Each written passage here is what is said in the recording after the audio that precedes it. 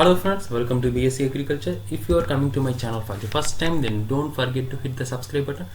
So let's move to the video. In this video we are going to see about fundamentals of biochemistry. I am going to teach you unit 3 and the lecture topic is classification of proteins. So while seeing the classification of proteins, we can able to classify the proteins based on their function and their composition and on their shape and also on their nutrition value. So while seeing the classification based on the function, they can be classified as catalytic, structural, contractile, transport, regulatory, genetic as well as productive. So based on that, I have given some of the examples of the functional proteins. They are enzymes. In catalytic they are called as enzymes, and in structural their names are called as collagen and keratin, as well as in contractile they are named as acetine and myosin, and in transport which is HP and albumin. So likewise based on their function they are classified, and the names are different based on the function in our body. So while seeing the classification based on composition and solubility, they are classified into three types. They are simple, conjugated and derived. So while seeing the simple proteins, they are classified into two types. They are globular and fibrous. From the globular they are classified into 7. There are 7 simple globular proteins. So they are albumin, protamine, lecithin, histone, globulin, proline and glutalin. And while going to simple fibrous or scleroproteins, they are classified into 3. They are known as collagen, elastin and keratin. So now seeing the simple proteins, so based on the protein solubility and choices we are going to see in this slide. So the albumin which is soluble in water as well as in distilled salt, which is said to be found in serum as well as egg and milk. So globulin is soluble in neutral and distilled salts, which is a source of serum and vitaline, and protamine used to be soluble only in ammonium hydroxide, so where it used to be a source of nucleic acids, and proline which is solubility in 70% alcohol, which is a source of gliadin and wheat. Likewise the 7 proteins solubility are given in the slide as well as the sources, where the lectin is ammonium sulfate, solubility in ammonium sulfate, and which is a plant source, as well as histone is soluble in water and dilute acids, which has a source of nucleic acid, and gluten which is soluble in dilute acid and alkalis, and which is a source in gliadin protein in wheat. So while we have seen the conjugated proteins, now we are going to see about conjugated proteins, which is glycol, dipo, nucleo, chromo, phospho and metallo, which is the short form of those names. So while seeing the classification based on the shape, they are termed into two types. They are globular as well as fibrous. In globular they are classified into 2 further types. They are albumin as well as globulin. In fibrous they are classified as elastin and keratin.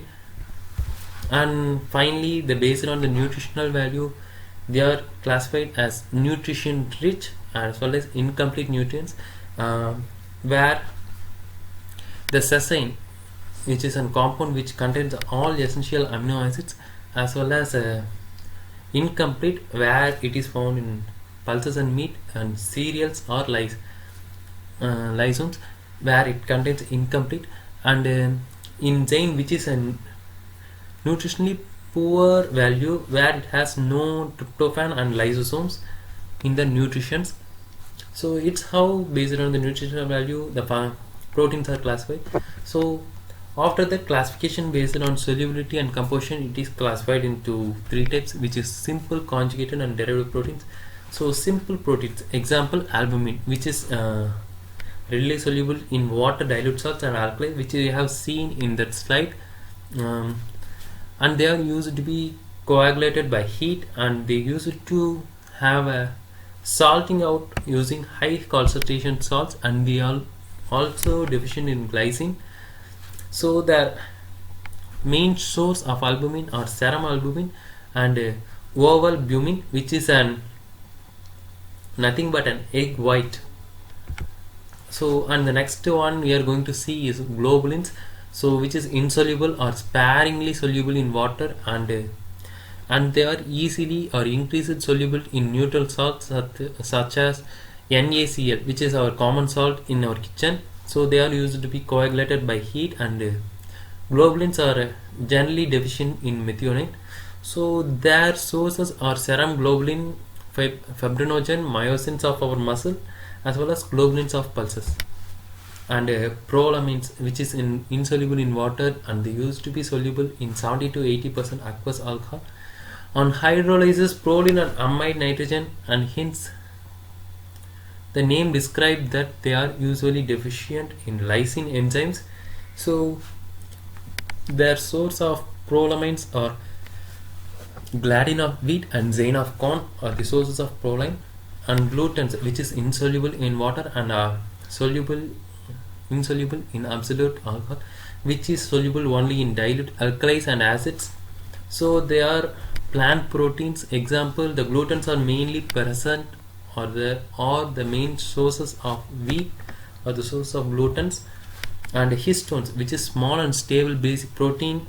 So they use it to contain large amount of basic amino acids like histidine, and they are mainly soluble in water. So, and also even insoluble in ammonium hydroxide. So histones are not readily coagulated by the heat. You must need to remember that it was the first protein we have seen that it is not easily coagulated by the heat. So they use it to have a source of globin of hemoglobin, as well as the nucleoproteins of our body are the main sources of histone. And we are going to see the protamines, which is the simplest form of protein, which is easily soluble in water as well as not coagulated by the heat. So they use it to have a presence of arginine in their nature. So they are used to be associated with the nucleic acid in the sperm cells of certain fishes, and they are used to have absence of tryptosine and tryptophan enzymes in nature. And we are going to see albuminoids, which is a characteristically stable protein which is insoluble in water and salt solutions. So while seeing similar to albumin and globulins, they are referred as albuminoids. So they used to have a similar structures like albumin and globulins. That's why their name came as albuminoids. So they are used to be resistant to proteolytic enzymes, and they are fibrous in nature. So they use it to form supporting structures in the animal bodies in nature. We have seen the second simple types, and now we are going to or moving on to the conjugated and compound proteins, where the simple proteins plus non-protein substances, where the prosthetic groups are used to form the conjugated or compound proteins. They are used to be subclassified based on their prosthetic groups. So example, in nucleoproteins, the basic protein, which is a simple protein, contains protamines and histones, and the nucleic acid is the prosthetic group in the nucleoproteins. So they use it to have an important constituents in nuclei, which is the nucleus of the cell, and chromatin of the cell. And we are going to see mucoproteins, which is simple protein in combination with carbohydrates like mucopolysaccharide, and they are used to give hyaluronic acid and chondroitin sulfates. On hydrolysis, they use it to yield more than 4% of amino acid sugars, hexosamine and uronic acid. Example, ovomucoid from egg white is an example, or else the source of mucoprotein. So they are usually not denaturated by the heat. So the heat does not affect the mucoproteins, and they are used to be precipitated by trichloroacetic acid as well as pyric acid. So the chromoprotein, so which is a colored prosthetic groups, where we can able to found in hemoglobin, flavoprotein and cytochromes. So hemoglobin is nothing but our blood cells. So And the other we are going to see is lipoprotein, which is a protein conjugated with lipids like neutral fats, phospholipids and cholesterol. So they are responsible for the creation of low density lipoproteins as well as high density lipoproteins and very low density lipoproteins. And after lipoproteins we are going to see metalloproteins, which is a metal binding protein in our body. They are responsible for binding as well as the transport of iron, copper, zinc nutrients in our body. So they used to contain around 3% of our the total plasma protein. And you must need to remember that seroplasmin, which contains copper in our body, is an important one which can be asked in point 5. And phosphoprotein, where the protein contains phosphoric acid as well as they used to be linked with the hydroxyl groups of amino acids like serine, where it is a rich source in casein of milk. Casein is nothing but one of the important constituents of milk. We have now seen the simple and compound proteins. Now the third one we are going to move is derived protein. So the derived proteins are nothing but which are derived from simple and conjugated proteins by the action of acid, alkalis and enzyme through partial or complete hydrolysis are known as derived proteins. So they can be classified into two types, the primary derived proteins and secondary derived proteins.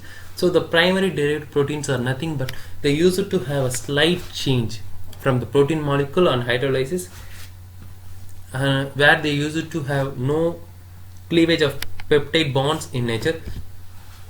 So the first one we are going to see a primary derived protein is proteins, which is an insoluble product by the action of water or dilute acid enzymes. So they are particularly formed from globulins. You must need to remember the source of proteins, which is globulin.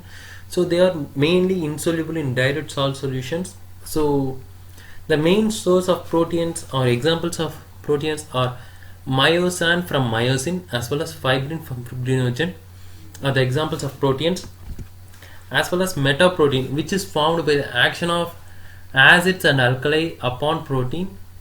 So they are generally insoluble in neutral solvents, as well as the coagulated protein, which is an insoluble product formed by the action of heat or alcohol on natural proteins.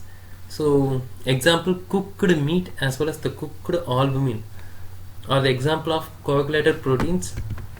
And the secondary derived proteins are which is formed by the progressive hydrolytic cleavage of peptide bonds of molecule. So now we are going to see the secondary, which is a progressive hydrolytic cleavage of peptide bonds of the protein molecule. They are roughly grouped on an average molecular weight as proteose, peptones and peptides. So while seeing the proteose is the which is hydraulic product of protein, which is generally soluble in water, but they are not coagulated by heat. And the second one is peptones, which is a hydrolytic product, and they used to have simpler structures like as well as in proteose. They also used to have a general chemical characters like they are used to soluble in water as well as not coagulated by the heat.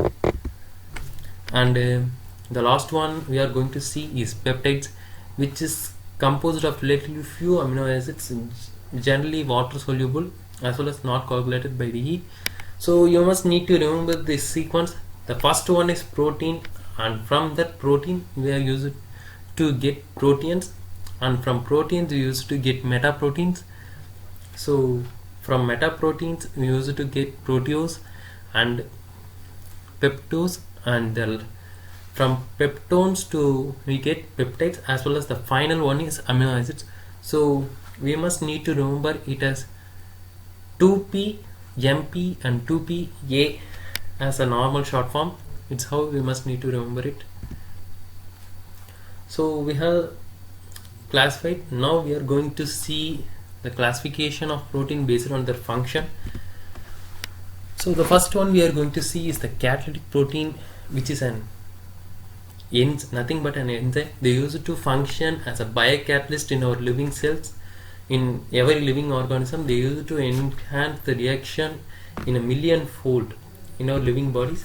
And the second one is regulatory proteins, which is nothing but a hormone which is found in lower concentration, plays a regulatory low role in maintaining the metabolic reactions in our body, like growth as well as insulin secretion in our body. And the other one is the probiotic enzymes, which is nothing but antibodies.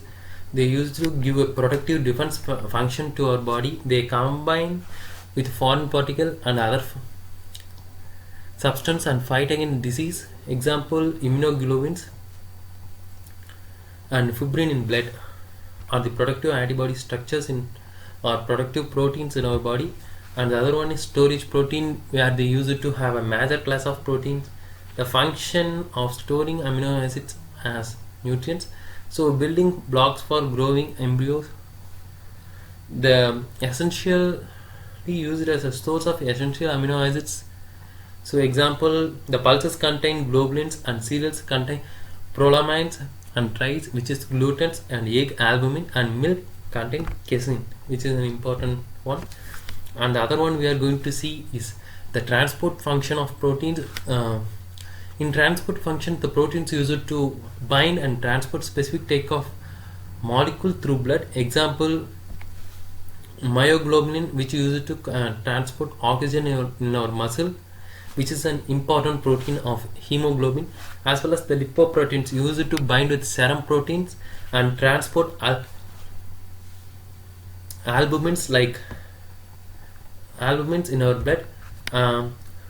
And based on the functions, there is some specific proteins which is toxic in our nature. Example, resin, which is present in castor beans, extremely toxic to a living organism. As well as there is some enzyme inhibitors such as trypsin inhibitor, which use it to bind in digestive enzyme and prevent the availability of protein to the living organisms, as well as the lectin. So a toxic present in legumes, which is used for the agglutination of red blood cells, and the bacterial toxins causes cholera, as well as the snake venom is one of the protein in nature which is used to kill a human. So after that, toxic proteins, we use it to see the structural proteins. So in structural proteins, they are used as a structural material or used to form a general structure in our living cell. So example, myosin of muscle, keratin of skin and hair, and collagen of connective tissue are some of the examples of structural protein. So contractile protein, which is nothing but actin and myosin, which acts as functions as an essential element in contractile system of our skeletal muscles. And other one is secretory protein. Example, fibrinogen, which is the protein secreted by spiders and silkworm to form the webs and cocoons. And the other one is exotic protein, which is a Antarctic fish lives in -1 degree centigrade, which is used to prevent the blood from freezing, which is act as an anti-freezing glycoprotein in that particular Antarctic fish. So while seeing after that, we are going to classify the proteins based on the size, which is fibrous and globules. So fibrous are nothing but, you have seen the picture in the left hand side of this slide. So which is an elongated molecule with well-defined secondary structures. They use it to have a structural role of alpha and beta keratins, fibrinogen and collagen elastins. And for globular, there is I have given in the right hand corner of the structure, which is most of the chemical work is done by this class of protein, where they are used to name it as compact 3D fold globular protein. So they are mainly used for synthesizing, transporting, metabolizing catalytic protein. So now we are going to describe the globular and fibrous protein. So mainly the globular protein are spherical in shape. Example, insulin, hemoglobin, enzymes and antibodies. The fibrous protein are long as well as in thin in fiber. Example, hair, wool, skin and nails are of fibrous protein. So I must need to tell you that the lecture notes I have given in the description, you can able to catch it for your studies. So if you have any queries, you must please comment in the section so we can able to improve our videos. So if you like the video, like it and share it with your friends, and subscribe to B.Sc. Agriculture, because your subscribes used to help us. Your subscribes are able to motivate us to have a perfect make these videos. So hit the bell icon to get regular updates. So thanks for watching the video. Thank you. I'll catch you in next videos.